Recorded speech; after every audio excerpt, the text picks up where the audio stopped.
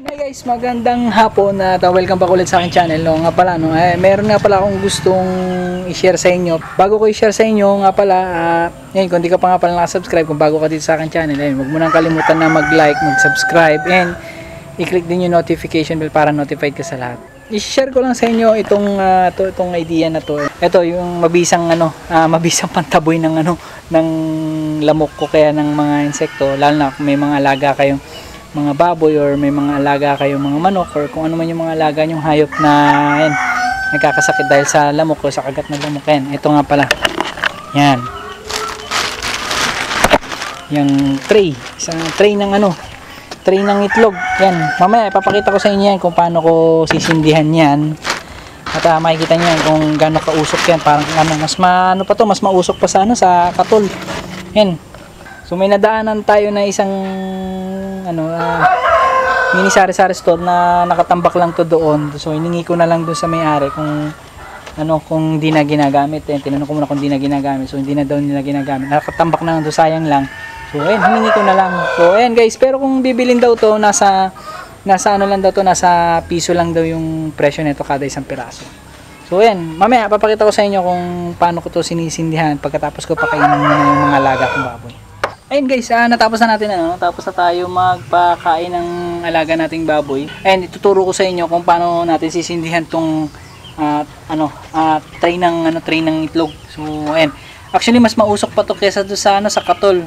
So ayan, kung meron kayong kakilala na nagtitinda ng itlog na tumigil na, kung pwede nyo hingin nyo na lang o kaya bilhin nyo na lang. Actually sabi kasi nung iba piso lang daw yung presyo nito. So ayan, ito yung may share ko sa inyo. Ayan, papakita ko sa inyo kung paano ko sinisindihan to. Ito paano ko sinisindihan itong tray ng itlog.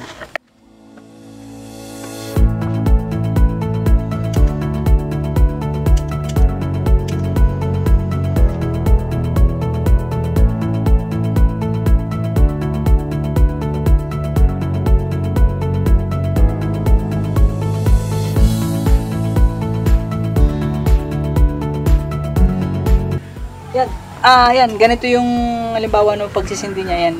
Basta wag niyo lang papaapuyin yung mismong tray.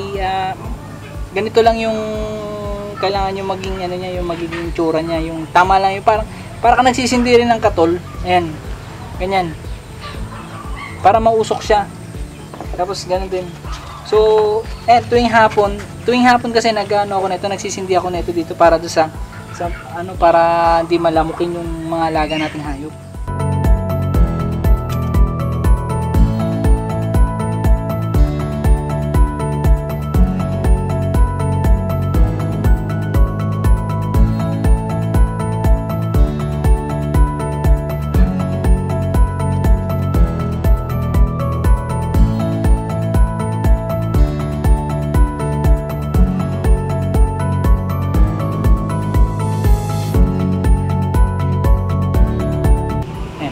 Ganito lang.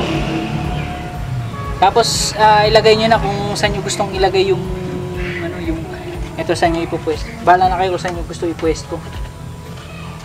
Ganyan kausok yan. Actually, maganda to, pantaboy talaga ng pantaboy ng lamok. Mas maganda pa nga to sa katol.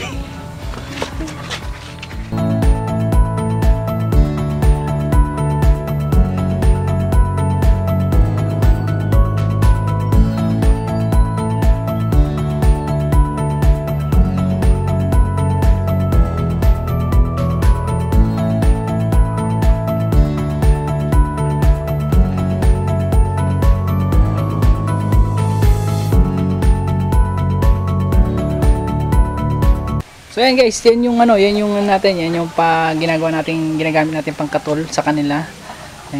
Ayun, nakita niyo naman kung gaano kausok yan. Lalo na kung dito kasi sa nga pala, dito sa piggery naglalagay ako 3 piraso, minsan 4. Tapos doon sa manukan din naglalagay din ako sa manukan na yan.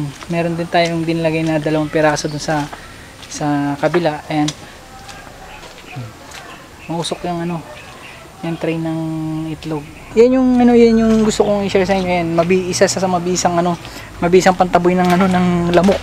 Lalo na kung meron kayong mga alagang hayop, meron kayong mga alagang baboy, or kung ano pa yung mga alaga ninyo, yun, pwede nyo ilagay yan dito. Yan, mausok yan. Pakita ko sa inyo ulit.